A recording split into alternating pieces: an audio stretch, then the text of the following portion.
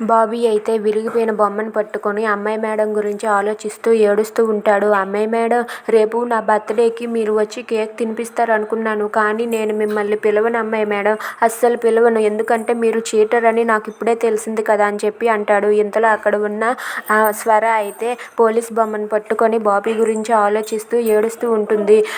అభి sir, మీరు బాబీని నన్ను దూరం చేసినందుకు మీరు చాలా పెద్ద తప్పు చేశారు అభి సార్. బాబీని నన్ను మీరు చాలా దూరం పెట్టారు అని చెప్పి అంటూ ఉంటుంది. ఇక బాబీ మాత్రం అక్కడ బొమ్మ పట్టుకొని, అమ్మాయి మేడం, మీరు నా బర్త్డేకి వస్తారు అనుకున్నాను, కానీ ఇలా జరిగింది, నాకు చాలా బాధగా ఉందని చెప్పి బాబీ ఏడుస్తూ ఉంటాడు. ఇంతలో జాను పిలవటంతో జాను వస్తున్నానని చెప్పి వెళ్ళిపోతాడు. ఇక స్వర అయితే ఏడుస్తూ ఉంటుంది.